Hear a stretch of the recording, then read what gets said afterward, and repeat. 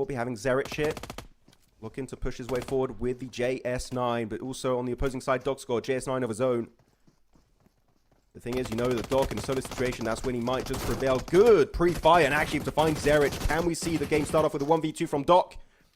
Having to reload the UMP. FP's in a bit of a tricky spot. Good jump shot attempt, but it's just not going to connect, and that's it. Going to get the reset on his teammate, and that's going to be Doc. Unfortunately, no teammates nearby here, so that res will not come through. No, he is a knocked man crawling.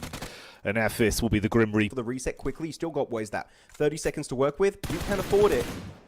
It's going to be quite tough as SSE, again, getting eliminated early on, just like on Miramar, just not quite able to get the points they're really looking for, and will remain in the middle pack of the leaderboards, quite a distance away from the top 4.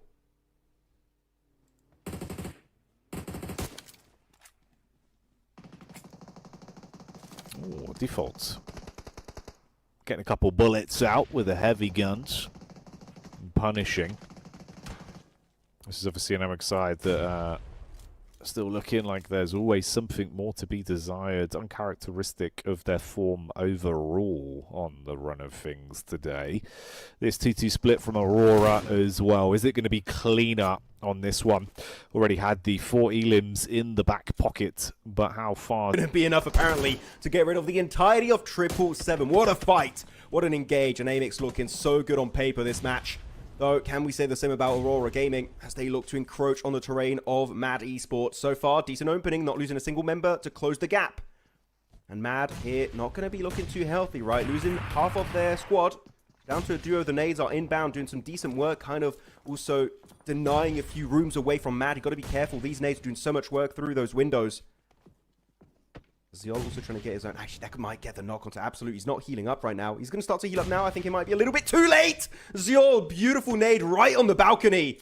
And now it's a solo 1v4 against Aurora. It's going to be tough.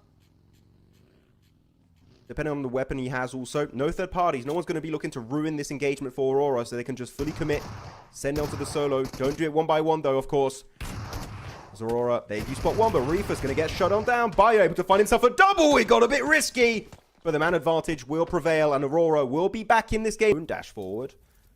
The thing is, will TT Project let that one happen? Will Aurora let it happen? Apparently not. They want to take those shots out of range, and that's going to be some decent damage connecting. That's going to be one knock on Titibiza. Followed by Duchu. Only half the team will successfully make it to the zone. And even then, they just make it to the bottom of the mountain of TT Project. That hilltop is going to be very nadeable. The main question I asked earlier, do they have the bullets and do they have away points in a circle like this and see if they can cook on it? KZ tucked in with a little bit of cover as well. That's Moxie's POV here, close towards Doc. Doc doing classic Doc things as he's sprinting around, looking for any chance to unload his magazine. Refus gets the read in the back line with Goat team that have been peeking towards the rooftop. If you stick your head out, there's a chance this man might just peel it straight back.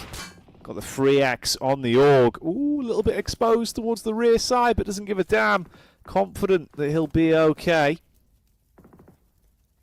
Really good use of the cover flares, actually, from Aurora. Really just negating the off-angle of Goat Team. And if they were to actually get rid of Goat Team entirely, they can start to flex out even more. But the thing is, Zoyl, I guess he's slightly over-peaked. He does get picked off.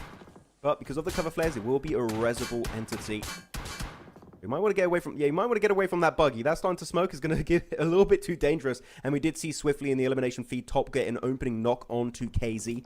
Thing is, because they do lose Zoyl for a little bit there, they have to slow down the push. They can't overcommit as they do not have everyone in a healthy condition. But the circle shifts once again. 3 teams still in zone. KZ Esports, TT Project, and Aurora. We're still uncertain as to who will be the ones to stand strong and claim this chicken dinner here. It's still up in the air.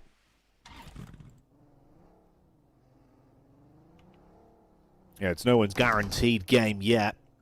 Ooh, Top though. Ooh. Wants to make it a whole lot easier for the squad as he will punish onto one.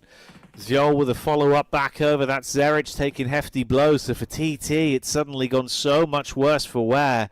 They were hoping they'd be able to coast into a better position. Of course, you know, like you said, they were set up very early into this one, but hadn't really been tested. As soon as the actual might comes their way, they cannot withstand it. So down to just a solo to try and snake through.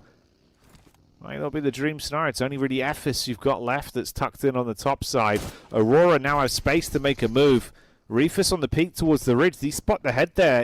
I mean, they're going to just unload a couple bullets back. You got vehicles for the reposition, so they're okay to move on it.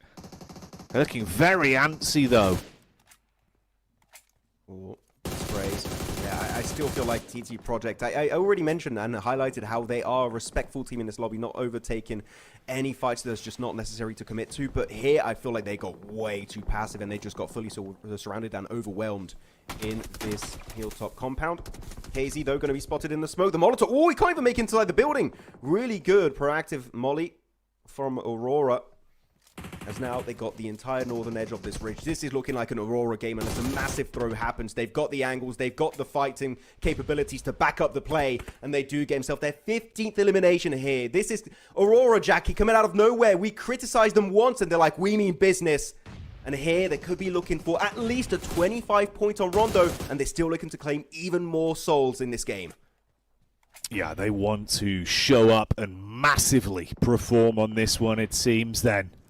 Like you said, Max, it's that classic curse. As soon as you start to count them out, that's when they rise to supremacy. And right now, it's Zoyl that's hitting heavy again as he'll punish for another pickup play in this battleground. GOAT team and TT with limited firepower as scrap that. TT, all they're going to be doing is dropping the TT emote as they're crying on this one. They lose their last man in Refus, and it all goes down to the head-to-head of the duo of the GOAT squad.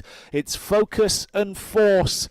They can be lethal at time, but can they work together to actually get anything out of this last bout versus the full firepower of Aurora? It doesn't look likely. Only force remains. Aurora should be bargaining for a chicken dinner that's almost guaranteed fully now. Maybe going for the res on your teammate and running in the blue zone would have been the better option, but Aurora won't let that happen. It's going to be Doc on the front line with the S12K looking to get the final playoff GOAT team, and it will finally be an Aurora chicken dinner in the knockout stage in absolute banging fashion on good old Rondo.